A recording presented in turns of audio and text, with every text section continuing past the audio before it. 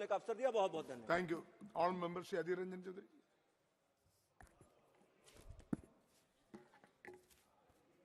Sir, in the inception,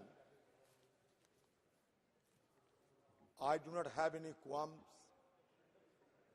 and any dithering in according my unqualified support to this legislative document under the title of the Central Universities Amendment Bill 2023. Sir, today it is a sheer providence and in a sheer coincidence that when the new government in Telangana is going to be shown in, today's legislation will certainly add a new jewel in the crown of Telangana itself. In pursuance to the commitment that has been made by the predecessor government, it was committed that one central tribal university in the state of Telangana will be established. In pursuance to that obligation, the Central Tribal University in the state of Telangana, under the Andhra Pradesh Reorganization Act 2014, is going to be established. The fact is that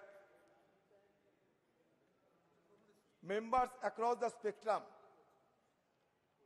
all are subscribing to the view, to the contents of this legislation. Sir, it is fact that education is a key determinant for the growth and development of tribal population in our country. Sir, India is a multilingual, multi-racial country. We are boasting of 574 tribal groups in our country. Across the world, out of total tribal population, we share more than 9% of the populations. But at the same time, the semi side of all our development agenda is that there is still a conspicuous absence of tribal pupils in the higher education of our country. So, more participation of tribal students in the higher education is an imperative need for the growth of the tribal societies of our country. So I would like to know from Honorable Minister, what is the current gross enrollment ratio of tribal pupils in our country, which may suggest the growth of the tribal people along with their education. Sir, in our educational system, already 7.5% has been reserved for tribals. May I like to draw the attention of the Honorable Minister that the number of vacant faculty posts in central universities disproportionately impacts candidates eligible under reservation quotas. 65.61% of vacant posts are those reserved for marginalized communities. Out of that, ST 576. It clearly suggests that more priority should be given to enhance the participation of tribal population, not only in the education but also in the faculty, so as to ensure their presence in each and every sector. Sir, I would like to flag the attention of Honorable Minister that according to the Minister of State for Education, who is also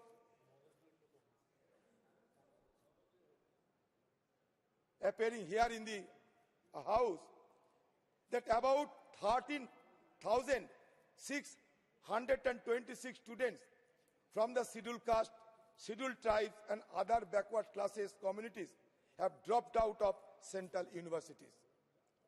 Indian Institutes of Technology and Indian Institute of Management in the last 5 years. Again,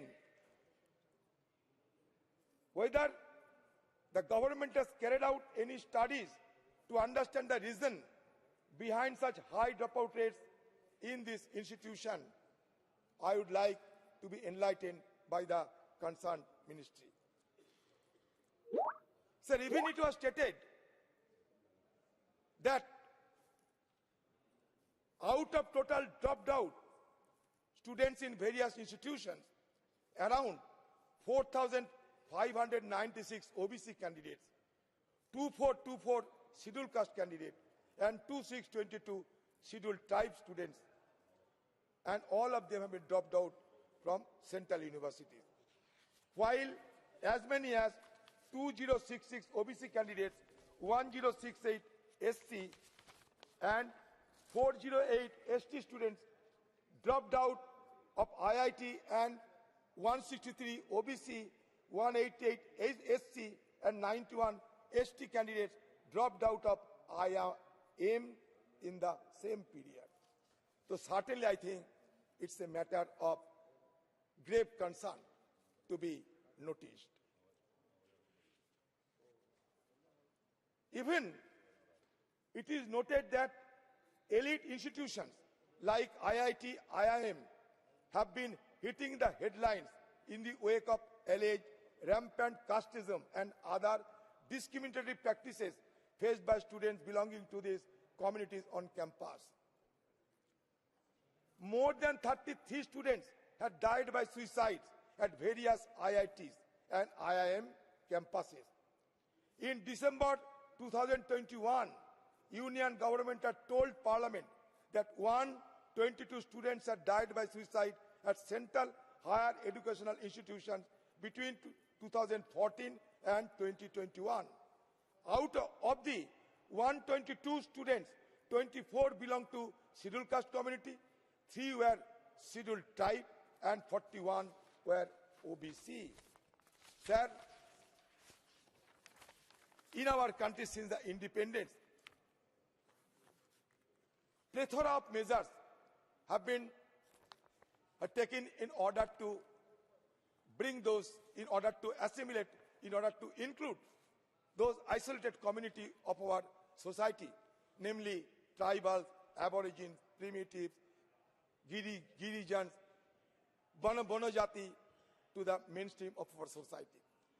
In 1948, Dr. Radhakrishnan has prepared one education mission also to that end. In the year 1968, education policy clearly demonstrated the endeavor of the government to assimilate and to include those isolated society in the mainstream. So, plethora of measures have been taken by successive governments in the country, but still they are lagging behind, much to the concern of all of us. So, I must suggest that there should be imparted more training and integrated services, as well as the girls' population, I mean girls of the tribal society, should be given social security, should be guaranteed social security, because you know that still a section of tribal population are in the grip of various prejudices, superstitions, taboos, etc., etc.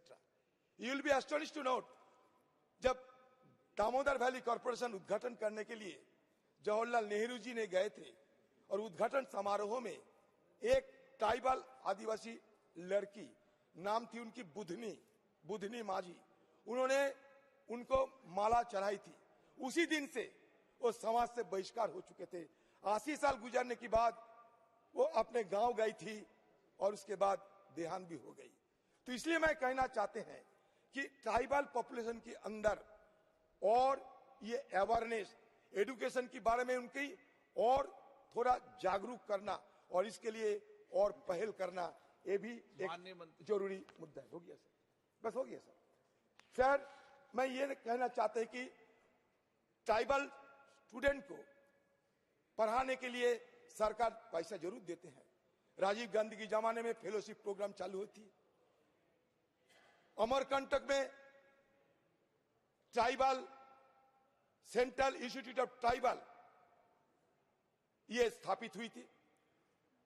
Central university of tribal population Amarkantak. हमारे मंत्री जी state से आते हैं, Kanishka tribal society के लिए science, social sciences, Kanishka institute of social sciences, वो सारे दुनिया में एक बड़ा प्रतिष्ठान माना जाता है। Kalinga institute of social sciences, ये सारे दुनिया में एक बड़ा इंस्टीट्यूट माना जाता है। तो पहल बहुत कुछ हुए हैं, फिर भी हमें और भी आगे जाना बाकी है। मैं इसी सदन में इस संदर्भ में बात रखते हुए और एक बात जरूर कहना चाहते हैं, वो out migration of Indian student. You will be astonished to note that even our students, students of Indian origin, will be visible in 228 countries and dependent islands across the globe. Sir, even 17,000 of students, they are studying in Bangladesh. 78 number of students, they are studying in Afghanistan. Can you imagine? Can you imagine? The issue is why? Because the aspirational section of our society has been growing up. The growth of aspirational society, middle class society, does not keep match with the educational facilities of our country. So there is a serious dearth of higher educational institutions in our country, which has been prompting the exodus, I may say, out migration of Indian talent. That means brain draining has been continuing unabated. Mantri ji, for their living expenses, in order to defray their tuition fee, living expenses, those Indian students are spending mind-boggling 6 lakh crores of rupees. Not only that, now more than 40 lakh of Indian students, they are studying abroad. So what is the policy of this government to bring back those talent into our country? Sir, मैं ये जानना चाहते हैं कि हमारी देश में ये एजुकेशन की बड़ी चर्चा जरूर हम करते हैं, ये नॉलेज बेस्ड सोसाइटी की बात हम करते हैं। एक जमाना था जब ब्रिटिश हुकूमत और बाहर वाले ताकत ने, कॉलोनियल फोर्सेस ने अपने एग्रेशन के चलते हमारे देश को कब्जा किया था। लेकिन आज नॉलेज बेस्ड सोसाइटी होने के नाते आज दुनिया को हम अपना कब्जे में लाने के लिए प्रयास शुरू कर दिए हैं। हिंदुस्तानी के लोग सारे दुनिया की कोने कोने में छाए हुए हैं, चाहे वो अमेरिका हो, चाहे यूरोप हो, चाहे कनाडा, ऑस्ट्रेलिया, जहां भी हो, बड़े बड़े पद में, बड़े बड़े ऑर्गेनाइजेशन के सारे माथा पे सारे हमारे इंडियन बैठे हुए हैं। तो हम वे सारे को, वो हमारा एसेट है, वो एसेट को हम क्यों वापस नहीं ला सकते? इसमें कहीं हमारा खामियां क्या है? ये खामियां को पूरा करने के लिए हमें क्या करना चाहिए? सर, मैं रविंद्रनाथ टैगोर की देश से आते हैं, स्वामी विवेकानंद की देश से आते हैं। हम जानते हैं रविंद्रनाथ टैगोर, जवाहरलाल नेहरू, राधा कृष्णन, ये सारे विद्वानों ने हमारे देश की हायर एजुकेशन के लिए किसी को कितना प्रयास किए थे। ये सोशल जो रिसोर्सेज, हमारे जो ह्यूमन रिसोर्सेज, इसके लिए इन्होंने काफी कुछ प्रयास किया था। इसके लिए हमारे सौगोदरा कह रहे थे कि शांति निकेतन बड़ी थी। बिल्कुल बिल्कुल, हमारे देश में कोने कोने में विद्वानों की हमारे परिचय, विद्वानों की सारे प्रतिष्ठान हम जानते हैं। स्वामी विवेकानंद जी कहते थे कि education is the need for our character. Education helps us to strengthen our character, and our character can cleave the adamantine wall of all adversities. तो मैं सर ये जो बिल को समर्थन करते हुए दो तीन जो मुद्दा रखे हैं, ये मुद्दा के जवाब मांगना चाहते हैं। और सेल्फी से भी हमारे प्राइम मिनिस्टर को ये भी नसीहत देते हैं कि सेल्फी से भी ना होते हुए एजुकेशन से भी जो हमारे देश की नौजवान है, इनके लिए और ज्यादा सोचिए, इसमें हमारी देश की भलाई होगी। नमस्ते।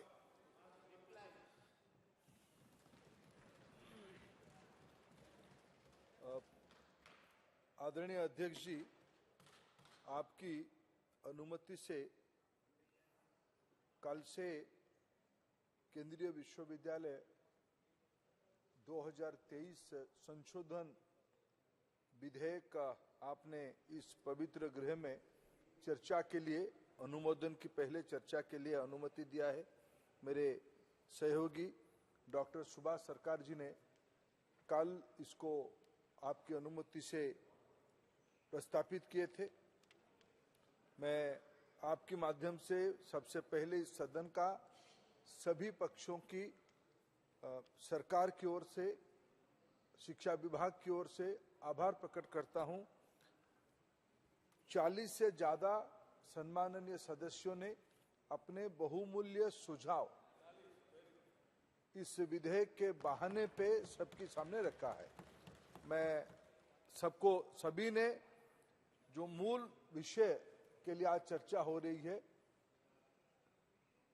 आंध्र बाइफर्केशन बिल में, विधेयक में तेलंगाना और आंध्र में, दो राज्यों में 2 ट्राइबल यूनिवर्सिटी की प्रतिश्रुति थी, कमिटमेंट था, जिम्मेवारी थी।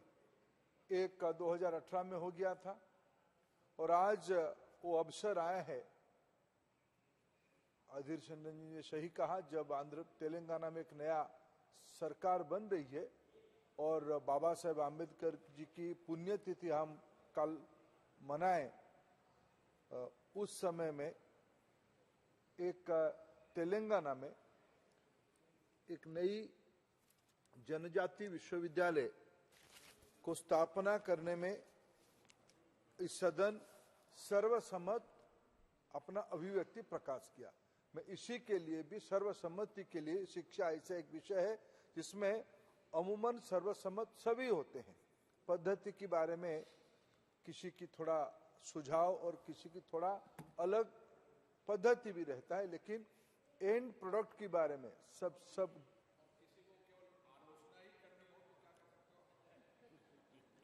अध्यक्ष जी आपकी अनुमति लेके अधीर रंजन जी को तो कई बार सकारात्मक नहीं, केवल आलोचना ही करनी है, डिसाइड करके आते होगे आप।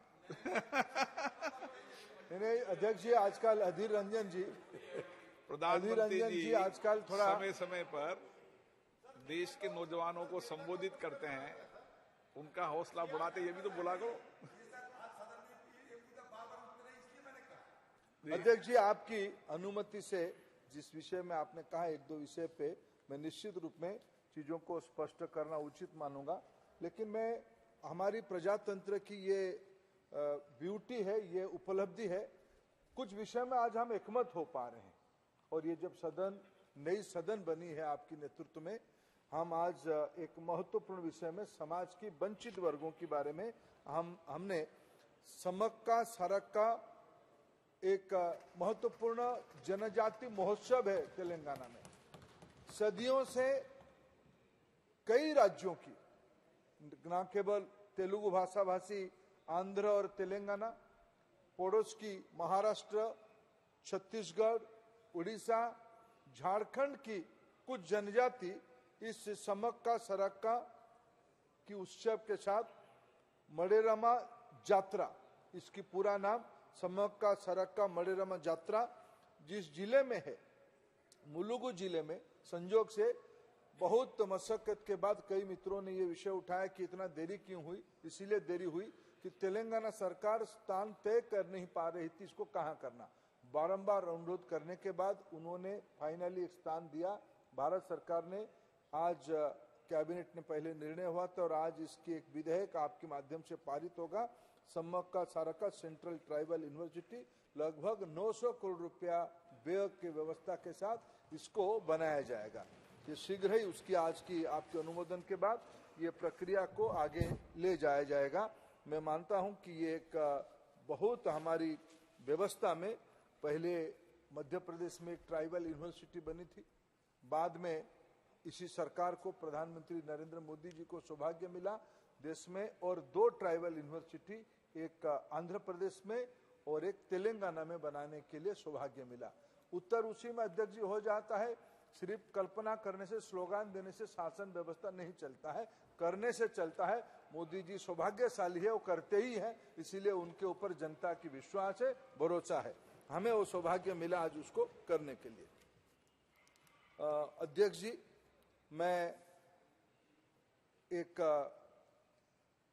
आज की सदन की चर्चा में एक विषय ने सभी ने चिंता किया और मेरे तो मोह हो रहा था सभी की नाम लेके। मैं हमारी बहन श्रीमती सुनीता मुदगल जी से लेके नेता विरोधी दल दुगल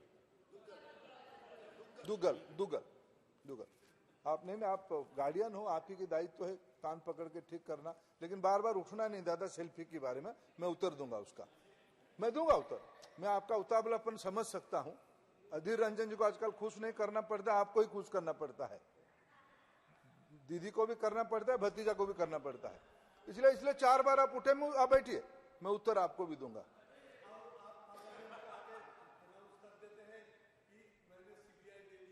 स्टेट गवर्नमेंट के खिलाफ अभी पार्लियामेंट में कहा नहीं, अभी कहूंगा, अभी भी कहूंगा। क्यों नहीं दादा, अगर उसको भी आप no authority to announce CBI inquiry on the floor of the house. अध्यक्ष जी, आज तो यूनिवर्सिटी के बारे में तो दादा का दर्द इसीलिए मैं समझ रहा हूं। तीर कहीं लगा है तो आज कष्ट होना ही स्वाभाविक है। गरीबों की पैसा लूटोगे तो निश्चित रूप में तो कार्रवाई होगा ही होगा। दादा क्यों जोशी जी, इसको दर्द अभी दादा को भी चलन, सबने मैंने सबको प्रशंसा किया। सेल्फी के बारे में निश्चित उत्तर दूंगा। और मैं आज और एक मौका, अच्छा उस दिन पहला दिन की आप बात कह रहे, उसकी कभी आप आपत्ति लाओ तो उसके ऊपर खुल के एक बार चर्चा होनी चाहिए। आज बंगाल देश की जनता को अधिकार है, विशेष करके बंगाल की जनता को अधिकार है जानने के लिए ब्लैक एंड व्हाइट क्या हो रहा है, दूध का दूध, पानी का पानी एक बार होना ही चाहिए दादा, कि क्या हो रहा है बंगाल में। चिल्लाने से, जोर जोर से चिल्लाने से, एक थिएटरिक करने से, एक ड्रामा करने से सत्य छुप नहीं जाता है। इस विषय को हम भी कभी कभी सामने रखना चाहेंगे।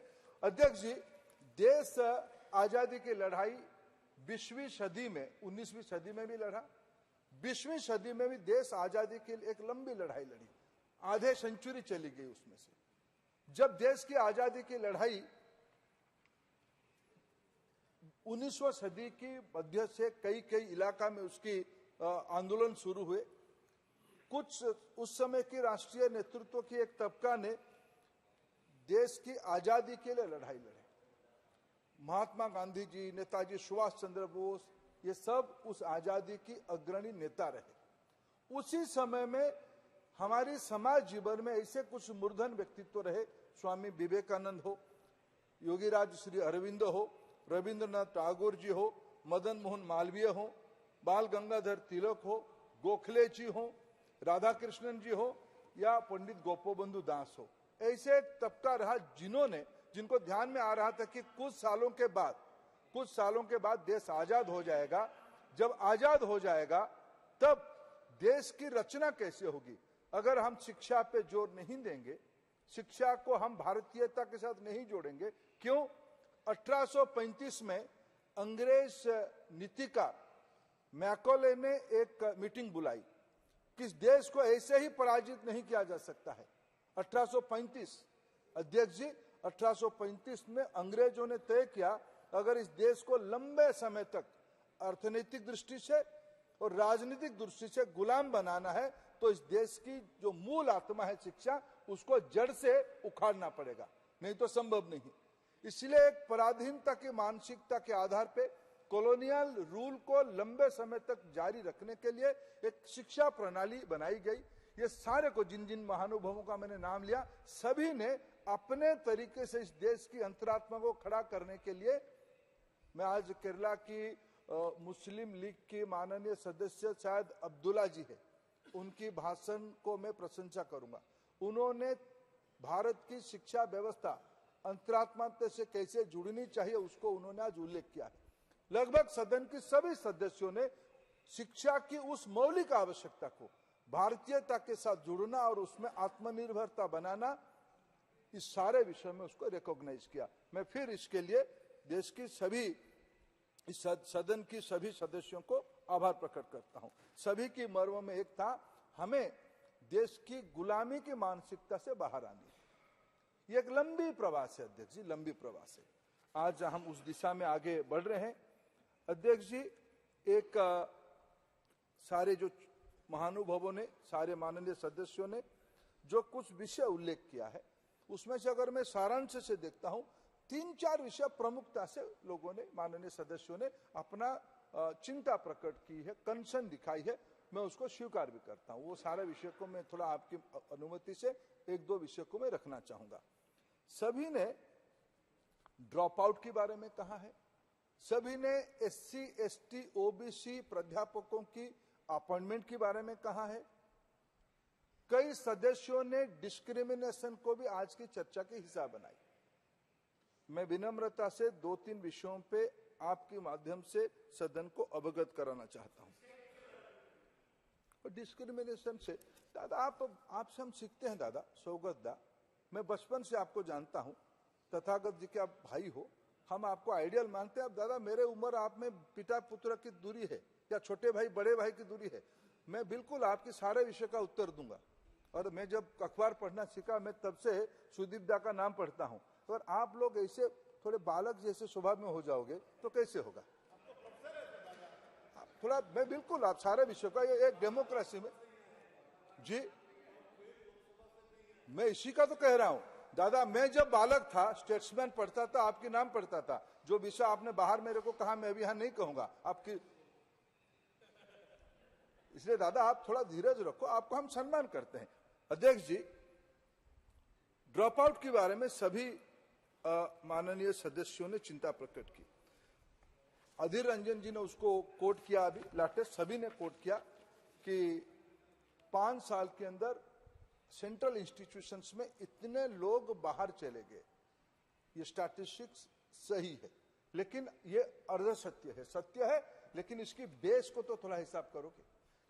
जिस वर्ग से ये लोग आते हैं, इनकी सभी की जिंदगी में, यहां भी कई माननीय सदस्य हैं, उनको अगर पढ़ाई पूरा करना होता तो उन्हीं में से कुछ लोग नोबेल तक पहुंचते, लेकिन सामाजिक आवश्यकता उनकी जैसे है, घर की दिक्कत, परिवार की दिक्कत, खुद की आवश्यकता, उनको पढ़ाई पूरा करने के लिए संभव नहीं होता है। उनको, कोई व्यक्ति को हम पहला मिला भुवनेश्वर IIT में एडमिशन, फर्स्ट राउंड में उन्होंने एडमिशन लिया, बाद में उसको फाइनली मिल गया IIC बेंगलुरु में। जब वो भुवनेश्वर IIT छोड़ के IIC बेंगलुरु जाता है तो रिकॉर्ड में भुवनेश्वर IIT से ड्रॉप आउट होता है। PhD किया है। हमने पिछले दिनों में जब अध्यापकों की नियुक्ति का मुहिम चलाई, पहले असिस्टेंट प्रोफेसरशिप के लिए PhD अनिवार्य हमने पहले से नियम था। हमने देखा कि इसमें से SC ST वर्ग की लोग अच्छे तरीके से नहीं आ पाते हैं, इसलिए हमने उस अनिवार्यता को, उस कंपल्सन को हटा के सिंपल पोस्ट ग्रेजुएट ही एलिजिबल है। तो जो PhD कर रहे थे वो छोड़ के फिर ज्वाइन कर गए। तो ऐसे सारे लोगों का तो ड्रॉप आउट दिखेगा ना। 5 साल में जो नंबर आपने दिखाई है उसको ये सत्य नहीं है कि ये लोग पढ़ाई छोड़ के चले गए। जिसको आदरणीय निशिकांत जी ने उसको अध्ययन करके आपके सामने रखा है कि ये अदर ऑप्शंस के लिए और दूसरे पढ़ाई के लिए, नौकरी के लिए या परिवार की और कुछ कष्ट है, उस कष्ट को मैं स्वीकार करता हूं, उस कष्ट के लिए बाहर गए। अगर अभी मैं एनरोलमेंट की बात कहूं, कई मित्रों ने पूछा उसको कि एनरोलमेंट की क्या है, और मेरे मित्र सप्तगिरी जी ने Amarkantak Indira Gandhi national tribal university की विद्यार्थियों के बारे में कहा और कोरापुट सेंट्रल यूनिवर्सिटी की ट्राइबल विद्यार्थियों के बारे में कहा। अगर पहले मैं उस 2 स्टैटिस्टिक्स को थोड़ा उत्तर दूं, मेरे मित्र सप्तगिरी जी, शायद आप की तथ्य पर्याप्त नहीं है, सही नहीं है। मेरे पास जो पिछले 5 साल की तथ्य है उसमें कोरापुट सेंट्रल यूनिवर्सिटी में कभी भी 8% से नीचे ट्राइबल स्टूडेंट उस इंस्टीट्यूशन में नहीं है। सब समय में 7.9, 11.15, 9.44, 9.34। संविधान की व्यवस्था के हिसाब से एसटी स्टूडेंट की रिजर्वेशन नंबर है 7.5। रिजर्वेशन कैटेगरी से ज्यादा विद्यार्थी कोरापुट सेंट्रल यूनिवर्सिटी में आज भी पढ़ते हैं। बाकी रहा Indira Gandhi national tribal university Amarkantak के बारे में, अमरकंटक में एट एनी गिवन ईयर 13, 14, 15% से कम ट्राइबल स्टूडेंट नहीं पढ़ते हैं। ये जो एक धारणा है कि आज भी कई सदस्यों ने चर्चा किया, ट्राइबल यूनिवर्सिटी होगा यानी वहां केवल ट्राइबल स्टूडेंट पढ़ेंगे, ऐसा नहीं है अध्यक्ष जी। ट्राइबल इलाका में होगा, ट्राइबल विषयों पे चर्चा होगा, ट्राइबल चैलेंजेस के बारे में चर्चा होगा, और भारत की संवैधानिक व्यवस्था में जितना ट्राइबल रिजर्वेशन है उतने विद्यार्थी पढ़ेंगे। आज तो उस इंस्टीट्यूशन में उससे ज्यादा विद्यार्थी पढ़ते हैं। ये तथ्य शायद पर्याप्त सप्तगिरी जी के पास नहीं है, मैं आपके माध्यम से स्पष्ट करना चाहता हूं। आज देश में मैं अध्यक्ष जी 2 बेस लाइन पे आपके सामने कुछ तथ्य रखना चाहता हूं। जब प्रधानमंत्री नरेंद्र मोदी देश को सेवा करने का 2014 में अवसर मिला, तब देश में एब्सोल्यूट नंबर में उच्च शिक्षा में, हायर एजुकेशन में 3 करोड़ 42 लाख विद्यार्थी थे। 3 करोड़ 42 लाख। ये आज बढ़ के ये GR तब 23% होता था। उस आयु के बच्चों के अंदर ये 23% होता था। Gross enrolment ratio higher education में 23% होता था। इसी साल यानी 21-22 जहां की लेटेस्ट सर्वे की, जो ऑल इंडिया एजुकेशन सर्वे की स्टैटिस्टिक्स आईज की हमारी हाथ में है, 21-22 की सर्वे के हिसाब से ये बढ़ के 28% हुआ है। 23 से 28% हुआ है। और एब्सोल्यूट नंबर में 4 करोड़ 32 लाख। और इसकी ग्रोथ को अगर आपके सामने मैं विनम्रता के साथ रखूंगा, चिंता की कोई कारण नहीं है। मैं पहले फिर आऊंगा SC, ST, OBC में। आज भारत में नई यूनिवर्सिटी खुल रहे हैं, नई कॉलेजेस खुल रहे हैं, नए क्वालिटेटिव हायर एजुकेशन इंस्टीट्यूशंस खुल रहे हैं। उसके कारण नए नए कोर्सेज खुल रहे हैं। पहले हमारे वहां AI में अंडर ग्रेजुएट कोर्स नहीं थी। पहले हमारी मेडिकल इंस्टीट्यूट और इंजीनियरिंग इंस्टीट्यूट मिलकर ज्वाइंट कोलैबोरेटिव कोर्स नहीं चलाते थे। आज कई सारे भारत की स्टेट यूनिवर्सिटी, सेंट्रल इंस्टीट्यूशन इस प्रकार के नया कोलैबोरेटिव इंस्टीट्यूशन चलाने का देश की विद्यार्थी देश में पढ़ता है। इसके कारण देश में लगभग 26.5% ग्रोथ 14 से 21-22 तक, 23 के हिसाब आना बाकी है, ये और थोड़ा बढ़ेगा। विशेष करके महिलाओं में आदरणीय सुप्रिया ताई ने महिलाओं के बारे में अच्छी चिंता की। मैं उस चिंता को स्वीकार भी करता हूं, लेकिन मैं 14 और 21-22 की कंपैरिजन देता हूं। 14 में जितने महिला पढ़ते थे, छात्रा पढ़ते थे, उस तुलना में आज 31.6% ज्यादा पढ़ रहे हैं। यह सरकार की उपलब्धि है। अगर मैं ST को पहले आऊं, आज ST की चर्चा हो रही है। ST की टोटल ग्रोथ में 65.2% ग्रोथ हुई है। सबसे ज्यादा ग्रोथ ST की हुई है। और उसमें माननीय मंत्री जी, अगर सदन की सहमति हो तो माननीय मंत्री जी के जवाब और विधेयक पारित होने तक समय बढ़ा दिया जाए। अध्यक्ष जी, मैं अगर ST girl student, scheduled tribe girl students की कंपैरिजन 14-15 और 21-22 के बीच में करूंगा, 80% ग्रोथ हुई है, 80% ग्रोथ हुई है। एससी की टोटल ग्रोथ 43.8% हुई है और उसमें वुमेन लगभग 51% हुई है। ओबीसी 45% ग्रोथ हुई है, उसमें वुमेन 49.3% हुई है। पीएचडी, ओवरऑल पीएचडी देश में जितने विद्यार्थी कर रहे थे उसमें पहले अगर 1,17,301 पीएचडी रजिस्ट्रेशन 14-15 में था। इस देश की वैज्ञानिक अप्रोच के कारण आज उसकी संख्या बढ़ के 2,13,000 हो चुकी है। इसमें 81% की ग्रोथ हुई है। महिला पीएचडी, यही तो अभी इस बार जब सुदीप दा और हमारे शौकत दा की चिंता होती थी कि भाई ये प्रधानमंत्री जी की सेल्फी पॉइंट क्यों बना रहे हो, इसीलिए बना रहे हैं कि देश के पहला प्रधानमंत्री जब चंद्रयान 3 की सक्सेस हुआ, वहां पहुंच के बेंगलुरु पहुंच के उन्होंने उस वैज्ञानिक के अंदर जो महिला वैज्ञानिक काम कर रहे थे सबसे ज्यादा प्रशंसा उन्हीं का किया। क्या यह गौरव की विषय नहीं है? क्या देश के प्रधानमंत्री कोई दल की होते हैं? क्या कोई वर्ग की होते हैं? हम बचपन से दिख के आ रहे हैं, हमारे वहां स्कूलों में और ऑफिसेस में राष्ट्रपति जी का और प्रधानमंत्री जी का और जाति के जो father of the nation Mahatma Gandhi ji का फोटो लगे रहता है। कि अगर दादा प्लीज, अगर आज हम हमारी देश की गौरव बढ़ाने वाला विश्व में भारत को अव्वल नंबर तक पहुंचाने का, विकसित भारत बनाने की आह्वान देने वाला नेता का अगर हम गौरव से सेल्फी पॉइंट लगाते हैं, ये प्रजातंत्र है, आपकी क्या दिक्कत है? आप गौरव करो, आपको नहीं उठाना तो मत उठाओ। बच्चे तो उठा ही रहे हैं, बच्चे तो उठा, कंपलसरी तो है नहीं, बच्चे तो उठा रहे हैं, सेलिब्रेट कर रहे हैं। आज महिला पीएचडी, इसीलिए मैं इसको उल्लेख कर रहा हूं, आज महिला पीएचडी 106% ग्रोथ हुई है 14-15 से। सुप्रिया ताई 14-15 में बागडोर आपके हाथ में था, आपके हाथ में मौका था, आपके हाथ में मौका था। पीढ़ी दर पीढ़ी वहां बैठे हुए मित्रों की पीढ़ी दर पीढ़ी देश और राज्यों के शासन के दायित्व में थे, आपको किसी ने मना नहीं किया था। अगर आज हमें सेवा की मौका मिली है, हमने फोकस किया है। 106% ताई महिलाओं की पीएचडी करने वालों की संख्या बढ़ी है इस सरकार देश में। और चर्चा हो रही थी शिक्षक नियुक्ति के बारे में। अध्यक्ष जी, मैं आज इस पवित्र गृह में एक तथ्य ऑन रिकॉर्ड रखना चाहूंगा। कई बार जब मैं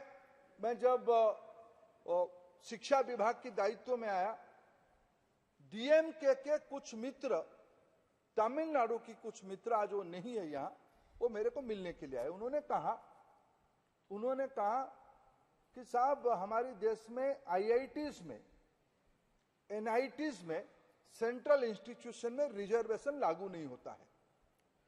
ये मेरे लिए भी, मैं सामाजिक न्याय का विद्यार्थी जीवन से समर्थक हूं, उसकी प्रैक्टिशनर हूं, उसकी विश्वासी हूं। बाबा साहेब आम्बेडकर की 6 दिसंबर और 14 अप्रैल हम मनाते आए हैं बचपन से। तो मैंने थोड़ा जाके विभाग के अधिकारी मित्रों से जब चर्चा की, तब हमें पता चला, मैं अजय रिसर्च स्टूडेंट जब उसको थोड़ा असेसमेंट किया, जो लोग क्रोकोडाइल टीयर्स जिनकी आंखों में है, जो घड़ियाली आंसू बहाते हैं और इस सदन में लंबे भाषण देते हैं, फिर मैं कहूंगा जिनके हाथ में दशकों तक, डिकेड्स, हाफ ए सेंचुरी जिनके हाथ में शासन था, उन्होंने हायर एजुकेशन इंस्टीट्यूशन में एससी एसटी टीचर्स अपॉइंटमेंट में रिजर्वेशन के बारे में क्या कानूनी व्यवस्था किया था, सामाजिक न्याय के बारे में चर्चा करने वाले लोग क्या किए थे। देश की प्रधानमंत्री नरेंद्र मोदी जब बने 2019 में पहली बार हायर एजुकेशन इंस्टीट्यूशंस के लिए एक एक्ट आई है, मिशन मोड पे उसको चलाने के लिए उस एक्ट को लाया गया, जिसमें एक कानून लाया गया कि भाई जो सेंट्रल इंस्टीट्यूशन है उसमें स्टूडेंट टीचर रेशियो में जितना टीचर रहेंगे और हमारी जो संवैधानिक व्यवस्था है, एससी के लिए कितना है, एसटी के लिए कितना है, ओबीसी के लिए कितना है, उतना ही टीचर बिना कॉम्प्रोमाइज के अपॉइंटमेंट होगा। ये 2019 में पहली बार कानून आया, नरेंद्र मोदी जी ने लिया। पहले तो आपके हाथ में दायित्व था। आज आप बहुत प्रश्न उठाते हो, भाई क्यों खाली है? लीगासी इशू है, लीगासी इशू है। आज हमको मौका मिला है उस पवित्र काम करने के लिए, पुण्याई करने के लिए। मैं तथ्य रखना चाहता हूं, पिछले दिनों में, अभी इन दिनों में 2028 अक्टूबर 2023 लेटेस्ट देश में सेंट्रल इंस्टीट्यूशन में जो वैकेंसी है उसकी मैं एक स्टैटिस्टिक्स आपके सामने रखता हूं। 18,000 अध्यक्ष जी पद मेरे लोग रिटायर करते हैं, नया नियुक्ति होता है, रिटायर करते हैं, इसीलिए पद का एक खालीपन बराबर रहता है। जब हम दायित्व अभी 2023 को अगर मैं कोट करूं अक्टूबर में, उसी दिन 28 अक्टूबर 2023 में 18,019 पोस्ट एकेडमिक्स में खाली था, जिसमें से आज नियुक्ति हो चुका है पिछले दिनों में, अक्टूबर से दिसंबर में, आज 7 को हिसाब दे रहा हूं। प्रधानमंत्री जी हर एक महीने में नियुक्त रोजगार मेला करके नियुक्ति देते हैं, ये सब नियुक्ति दिया जाता है। 11,272 नियुक्ति पिछले 2 महीने में हायर एजुकेशन इंस्टीट्यूशन में पूरे हुए हैं। और उसमें एससी 1402 1402 12%, एससी 572 5%, एसटी 2321 21%, ओबीसी ये नियुक्ति अभी अभी हुए हैं, ये पिछले 2 महीने में हुए हैं। और नॉन टीचिंग स्टाफ की लगभग 6,747 में 854 एससी, 307 एसटी, 1441 ओबीसी। ये पिछले 3 महीने की, 2.5 महीने की स्टैटिस्टिक्स, 4 महीने भी नहीं, 2 महीने की स्टैटिस्टिक्स में दे रहा हूं अध्यक्ष जी। ये सब असिस्टेंट प्रोफेसर, उसमें से आज SC, ST, OBC, teaching, non teaching, आज एक मिशन मोड पे इसको भरने का हम काम कर रहे हैं। और एक्ट लाए, भर भी रहे हैं। और आज हमारी समय में ड्रॉप आउट की संख्या की स्टैटिस्टिक्स मैंने दिया। आज एनरोलमेंट जीईआर में हमारी बढ़ोतरी क्या हो रहा है, मैं आपके सामने उसकी एक तथ्य रखा अध्यक्ष जी। एक निवेश के बारे में चर्चा हुई। उच्च शिक्षा संस्था में ज्यादा निवेश होनी चाहिए। मैंने कहा दादा आपको ट्राइबल जीआर की, मैं तो ठीक है दादा को और एक बार मैं थोड़ा उस ट्राइबल जीआर के बारे में, you are right, you mention that one, I have also express that. Tribal में, टोटल ट्राइबल में जब 14-15 में आपकी दायित्व था, उस समय में ट्राइबल 16,41,000 विद्यार्थी थे, जिसकी 65% ग्रोथ होके अभी तब उसकी अगर मैं 3,42,000 में से 16 लाख गिनती करूं, ये लगभग 4.5-5% होता है। आज 27 लाख, 4,32,00,000 में 27,10,000 हो चुका है। ये 65% ग्रोथ हुआ है। ये लगभग जो कॉन्स्टिट्यूशनल मैंडेट है 7.5%, नियरिंग दैट। ये ट्राइबल जीआर की उपलब्धि है पिछले 9 सालों की सरकार की। अध्यक्ष जी, एक निवेश के बारे में एक्सपेंडिचर एंड एजुकेशन कहा गया है। कई मित्रों ने कहा कि भाई डेवलप्ड कंट्री में 4, 5, 6 होती है। भारत में जब हमारी दायित्व आया 13-14 में, एजुकेशन की स्पेंडिंग जीडीपी की 3.84 था, जो आज बढ़ के 4.64 हुआ है। 4.64, लगभग 1% ज्यादा इन्वेस्टमेंट, ज्यादा। पिछले दिनों में 13-14 में जो शासन जिनके हाथ में था, उनसे आज हम 30-35 हजार करोड़ रुपया ज्यादा खर्चा कर रहे हैं। और आने वाले दिनों में नए इश्यू, पिछले दिनों में हमारे वहां लगभग हम अगर कहें, हमारी देश में 7 नए आईआईटी बने हैं, 7 नए आईआईएम बने हैं, 2 नए आईजर बने हैं, 16 ट्रिपल आईटी बना है। अध्यक्ष जी, कोटा में भी एक ट्रिपल आईटी बना है। एनआईटी एक नया बना है। सेंट्रल यूनिवर्सिटी 7 और इसको मिला के 8 बना है। 40 से ज्यादा नया सेंट्रल यूनिवर्सिटी, एक कुल मिला के 150 सेंट्रल इंस्टीट्यूशन है। हमने पिछले 9 सालों के अंदर उसमें 40 हामी ने जोड़ा है, इस कार्यखंड ने जोड़ा है। यह हमारी सरकार की प्रतिबद्धता है उच्च शिक्षा के बारे में, सरकार के ऊपर, सरकार के अंदर खर्चा बढ़ाने के बारे में। अध्यक्ष जी, ट्राइबल कमिटमेंट के बारे में, ट्राइबल वेलफेयर के बारे में कई सदस्यों ने उसको उल्लेख किया, मैं उसको दोहराना नहीं चाहूंगा, लेकिन 1, 2, 3 करके 4-5 विषयों में याद दिलाना चाहूंगा। अटल जी देश में पहली बार ट्राइबल अफेयर्स डिपार्टमेंट बनाया, पहली बार। प्रधानमंत्री जी ने, निशिकांत जी उल्लेख कर रहे थे, जनजाति गौरव दिवस भगवान बिरसा मुंडा जी की जयंती के दिन पहली बार बनाए। पहले भी बिरसा मुंडा थे, लड़ाई किए थे, बाकी लोगों को याद करने की आवश्यकता थी नहीं, क्या हमको सौभाग्य मिला, हमने उसको सम्मान किया। आप कुछ भी कहो, मैं इन दिनों में मेरे को सौभाग्य मिला, मैं उड़ीसा से आता हूं अध्यक्ष जी, फिर भी मैं कभी आदरणीय राष्ट्रपति जी के साथ उनके गांव में कभी नहीं, तो वो मेरे गांव में आते थे तो मैं साथ में रहता था। पहली बार उनकी गांव गनगौर, झारखंड और उड़ीसा की बॉर्डर में इलाका, अत्यंत ट्राइबल कॉन्सेंट्रेटेड इलाका है। सब मैं आंखों की चमक दिखा हूं, पहली बार देश में अपने जिंदगी को एकदम दारिद्र्यता की एकदम निम्न बॉटम ऑफ द पिरामिड से उठ के आने वाले महिला आज इसी कालखंड में देश की राष्ट्रपति बनी है। कुछ भी कोई कहे, महिला और जनजाति, हमें वो सौभाग्य मिला इस प्रजातंत्र को महिमा मंडन करने के लिए, इसी कालखंड में हुई है।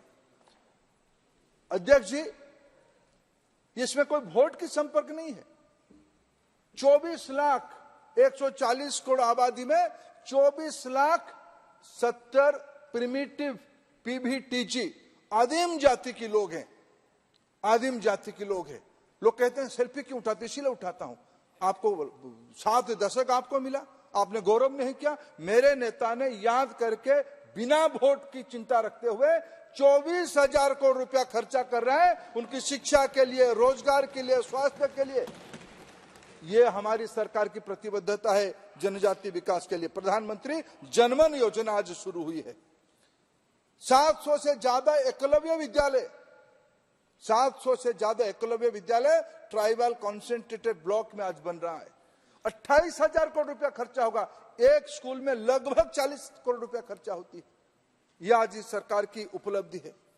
आंध्र प्रदेश में ट्राइबल यूनिवर्सिटी ऑलरेडी मेरे को सौभाग्य मिला, मैं वहां के मुख्यमंत्री जी के साथ जाके विजयनगरम जिले में, शायद वो नया जिला बना है, आलूरी सीताराम राजू जी के नाम पे वो जिला बना है। शायद अध्यक्ष जी इस सदन कभी आलूरी सीताराम राजू का नाम नहीं सुना होगा। हम सौभाग्यशाली लोग हैं, उड़ीसा, आंध्र प्रदेश, उस इलाके के लोग। आलूरी सीताराम राजू वीर पुरुष थे, आदिवासी थे, देश की गौरव के लिए लड़े थे। उन्हीं के जिले में आज हम central tribal university Andhra Pradesh बना रहे हैं। अध्यक्ष जी, हमारी प्रतिबद्धता लोग को दिखाने के लिए नहीं, लोगों के लिए करने के लिए है। आज उसी कड़ी में हम लोग आगे गए हैं। अध्यक्ष जी, आज सभी ने और एक महत्वपूर्ण विषय पर शिक्षा के ऊपर चर्चा किया, मैं मेरा धन्यवाद सबको दिया। 2020 में जो मैकले पद्धति से हमको विरासत में हमको मिला था एक व्यवस्था, जिसको हमारे मनीषियों ने, स्वामी विवेकानंद जी से लेके हमारे, जिनके बारे में आज हमने चर्चा किया, मैं आभारी हूं। सौगतदा आपका, आपने हमारी राज्य की महापुरुष का नाम आपने लिया, विधुभूषण दास जी का, मैं आभारी हूं। एक उड़िया के नाते मैं कृतज्ञ हूं, आपने कम से कम याद किया। उन जैसे शिक्षा विदों के कारण जो देश में एक वैकल्पिक शिक्षा बननी चाहिए, भारतीयता के आधार पे, भारतीय ज्ञान परंपरा के आधार पे शिक्षा बननी चाहिए। आज प्रधानमंत्री नरेंद्र मोदी जी के नेतृत्व में 2020 की नई शिक्षा नीति, उसके एक दार्शनिक तत्व करके हम सब हमारे सामने है। It's a philosophical document for 21st century to create global citizens, जिसमें अमृत काल में आने वाले 25 साल में देश की विद्यार्थी, देश की नौजवानों की रचना कैसे होगी, उनकी मनस्थिति कैसे होगी। विकसित भारत बनानी है तो शिक्षा ही कुंजी है, शिक्षा ही टर्न अराउंड करेगा। क्या क्या शिक्षा होनी चाहिए, आज सभी लोग उसी में सहमति दिखा रहे हैं। आत्मनिर्भर भारत बनानी है। 2-3 फीचर अगर मैं आज की राष्ट्रीय शिक्षा नीति का कहूंगा, कई लोगों ने आदिवासी भाषा के बारे में कहा। भारत की पहला राष्ट्रीय नेतृत्व होगा प्रधानमंत्री नरेंद्र मोदी जी, जिन्होंने कहा भारत की सभी स्थानीय भाषा, सभी मातृभाषा राष्ट्रीय भाषा है। वो अलचिकी हो, मुंडारी हो, उड़िया हो, बंगाली हो, तमिल हो, तेलुगु हो, मराठी हो, मलयाली हो, पंजाबी हो, ओहमिया हो, सभी भाषा राष्ट्रीय भाषा है। लोगों ने भाषा को, समाज को बांटने में लगे थे। प्रधानमंत्री नरेंद्र मोदी जी भाषा को जोड़ने की काम किया।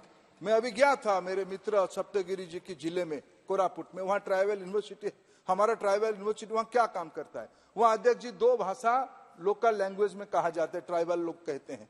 एक कोई भाषा कहते हैं, एक देशीय भाषा कहते हैं। सप्तगिरी थोड़ा तो मेरा प्रशंसा कर देते कि हमने 2 प्राइमर निकाला है करके। आप तो पढ़े लिखे हो भाई, आपको तो मालूम था। हम जाके आप ही के जिला देखे 1 अप्रैल को गए थे, उत्कल दिवस के दिन गए थे। जाके वहां जो स्थानीय भाषा में अध्यक्ष जी जो बच्चे जो घर से सुन के आते हैं, उसी भाषा को ओडिया भाषा के साथ लिंक करने के लिए शिक्षक और विद्यार्थियों के लिए हम लोगों ने प्राइमर बनाई है। आज भारत सरकार प्रतिबद्ध है भारत की सभी स्थानीय भाषाओं को अपने पढ़ाने का। टेक्नोलॉजी में संभव है, राष्ट्रीय शिक्षा नीति ने कहा है संभवतः 8वीं तक भारतीय भाषा में पढ़ाया जाएगा।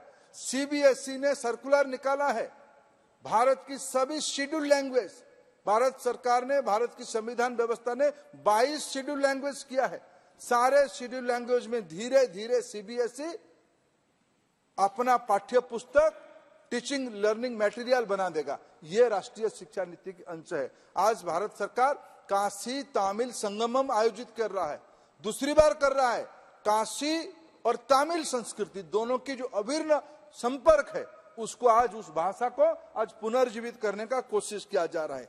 आज की शिक्षा नीति में सिर्फ जॉब सीकर नहीं, जॉब क्रिएटर बनाना, एक फंडामेंटल अप्रोच बदली है अध्यक्ष जी। हमें स्किल्ड मैन पावर बनानी है। ड्रोन आ गया है, ब्लॉकचेन आ गया है, बायोटेक्नोलॉजी के नए नए आयाम आ गया है। पुराने फिजिक्स, केमिस्ट्री, बायोलॉजी, जूलॉजी में सब एकांगी रूप में पढ़ाया जाता था। इसको इकट्ठा पढ़ाने पड़ेगा, मल्टी डिसिप्लिनरी करना पड़ेगा। ये सारा व्यवस्था आज की राष्ट्रीय शिक्षा नीति में हम लोग आज एनविजन कर रहे हैं। एंटरप्रेन्योरशिप आज हमारी प्रायोरिटी की विषय है। कई मित्रों ने रैंकिंग के बारे में कहा। भारत की इंस्टीट्यूशन इतने दिनों में, हमारे महाराष्ट्र की आदरणीय सदस्य औरंगाबाद के, उन्होंने रैंकिंग के बारे में कहा। आपकी चिंता वाजिब है, लेकिन ये रैंकिंग रातों रात नहीं हो जाएगा। आज अभी क्यूएस रैंकिंग आई है, जिसमें पहली बार भारत के इंस्टीट्यूशन तेजी से ऊपर की ओर जा रहे हैं। हमारे Indian institute of science Bengaluru की रिसर्च साइटेशन में दुनिया के 5 इंस्टीट्यूशन में एक बन चुका है। यह आज भारत की वैज्ञानिक शक्ति का उपलब्धि है। अध्यक्ष जी, हम भी अपना, कितने दिन तक हम बाहर वालों के सर्टिफिकेट से चलेंगे? इसलिए आज हम NIRF करके निजस्व रैंकिंग व्यवस्था हमने आज भारत में शुरू किया है 2014 के उपरांत।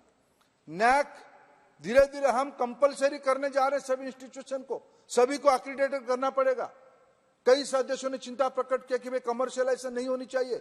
ये बात सही है। विद्यार्थियों को पता होनी चाहिए कि भाई उस नैक एक्रीडेशन में मैं जिस इंस्टीट्यूशन में फॉर्म भी भर रहा हूं उसकी स्तर कहां है, वो आज हम करने वाले हैं। उसकी तेजी से नया आयाम जोड़ा जा रहा है। नेशनल बोर्ड ऑफ एक्रीडेशन की दायरा बढ़ाया, NBA की दायरा बढ़ाया जाता है। ये आज हमारी प्रैक्टिस बन चुकी है। कई सदस्यों ने चिंता प्रकट किया कि भाई बाहर चले जाएंगे, बाहर की यूनिवर्सिटी आएगा तो फी बढ़ जाएगा।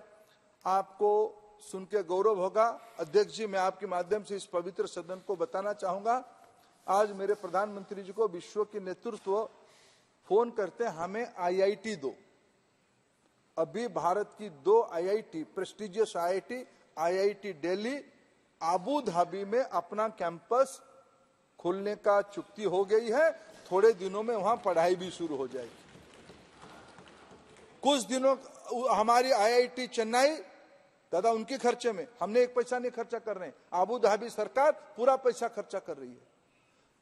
अफ्रीका महादेशों को ध्यान में रखते हुए तंजानिया की जांजिबार में आईआईटी मद्रास अपना कैंपस खोल चुका है।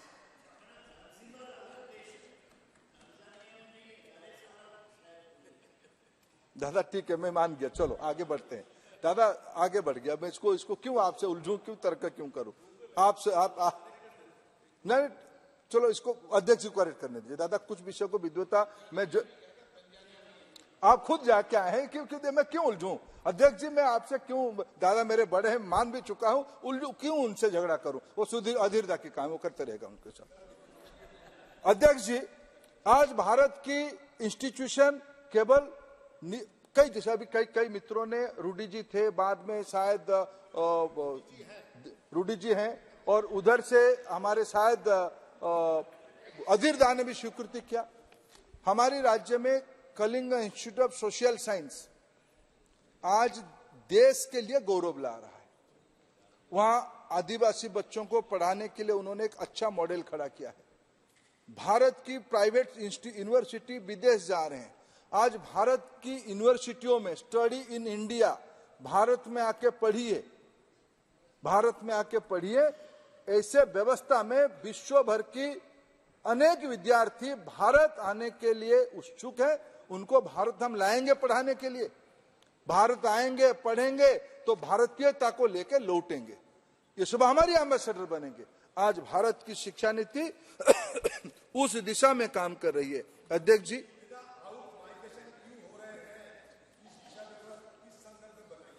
इसीलिए हमने,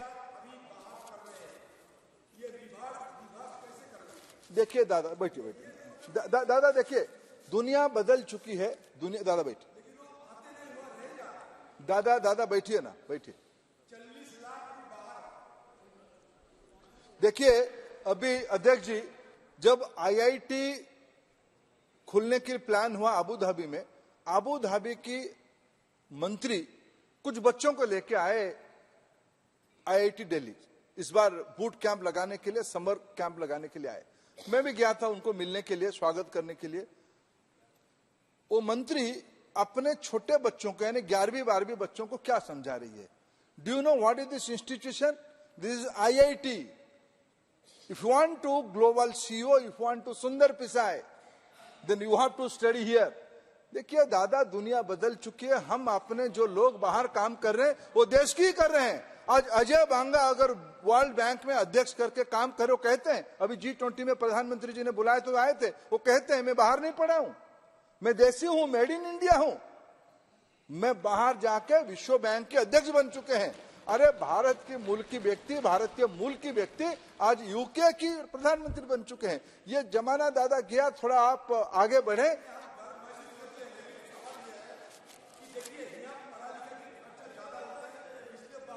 वो चिंता है दादा वो चिंता है। इसीलिए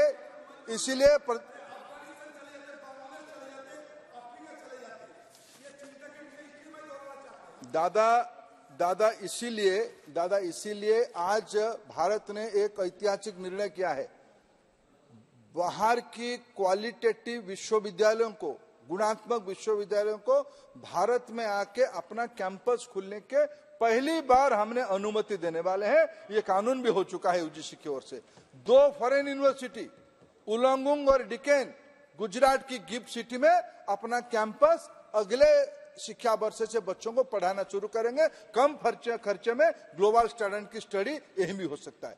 धीरे धीरे दुनिया बदल रहा है दादा, उस दिशा में भी हम लोग काम कर रहे हैं। मैं 1-2 विषय का थोड़ा विनम्रता से उत्तर देना चाहूंगा। सभी लोगों ने अच्छा चर्चा किया है और डिस्क्रिमिनेशन के बारे में अपने अपने मत लोगों ने रखा। मैं कभी एक नागरिक के नाते, संयोग से शिक्षा विभाग की मंत्री के नाते जब इस विषय का उत्तर देता हूं, अध्यक्ष जी मैं दिल की बात कहना चाहता हूं। मैं भी भर जाता हूं, मेरे पास उसकी कोई उत्तर नहीं होता है। कभी एक सभ्य समाज में हमारी आईआईटी, आईआईएम या कोई भी यूनिवर्सिटी में पढ़ा हुआ लड़का आज के समाज में अगर किसी कारण से अपना अमूल्य जीवन उसको हराना पड़ता है, सर उससे दुखदायक घटना किसी के लिए नहीं हो सकता, सभ्य समाज के लिए कुछ नहीं हो सकता। मैं उसके लिए जिम्मेदार हूं। दुनिया कोई हमको उंगली दिखाए तो मैं उसके लिए जिम्मेवार हूं। आज नागरिक, आज शिक्षा मंत्री, मैं पहले भी कहा हूं, आज इस पवित्र गृह में उसको कहता हूं, ये समाज की दायित्व है। हम सभी को उस विषय को जूझना पड़ेगा। मैं उसकी गहराई से नहीं जाना चाहूंगा। अगर रोहित वेमुला की बात कहा जाएगा, अगर आप दादा विश्व भारती की बात कहते हो, दादा मैं आपको याद दिलाऊंगा जादवपुर यूनिवर्सिटी भी है। मैं बंगाल सरकार की व्यवस्था को भी देखा हूं, आपकी पड़ोस में है। सुदीप दा और शौकत दा दोनों की पड़ोस में जादवपुर यूनिवर्सिटी है। क्या पर हम सहमत हो सकते हैं? जादवपुर में जो हुआ अच्छा हुआ, क्या उसमें हम राजनीति करेंगे? मैं तो नहीं करने वाला। इसलिए इस सारा विषय को हमें स्वीकार करना पड़ेगा। किसी भी कैंपस में सरकार किसी की भी हो, कोई भी बच्चा का जीवन जाता है, हम सभ्य समाज के लोग इसके लिए जिम्मेवार है। मैं जिम्मेवार हूं। मैं उसको मुंह छुपाने वाला व्यक्ति नहीं हूं। मेरे नेता की संस्कार ये नहीं है। हम उसको समस्या को जड़ तक जाके समझने वाले लोग हैं। इसीलिए सारे रचना बनाई गई है, ये कोशिश है। और शिक्षा ऐसा एक विषय है, इसको निरंतर प्रयास करने से आज कोई जाति उति की कई प्रकार की रचना की जाती है। मैंने तो आज शिक्षा की एक स्टैटिस्टिक दिया, जिसमें हमारी कार्यकाल में SC, ST, OBC वंचित वर्ग के लोगों की पढ़ाई की पार्टिसिपेशन बढ़ रहा है। आज तो देश में 4 ही जाति है, 4 जाति है। गरीब है वो एक जाति है, किसान एक जाति है, महिला एक जाति है, युवा एक जाति है। विकसित भारत के लिए 4 जातियों की शिक्षा आज की समक्का सारक्का सेंट्रल यूनिवर्सिटी की निवेदन लेके हम आए हैं। इस पवित्र गृह अनुमोदन करेगा। आज हम भारत को 2047 तक एक विश्व की ताकतवर देश बनाएंगे। इसी संकल्पना के साथ सभी की समर्थन चाहता हूं। धन्यवाद। प्रश्न है कि विधेयक पर विचार करने हेतु प्रस्ताव। प्रश्न है कि विधेयक पर विचार किया जाए जो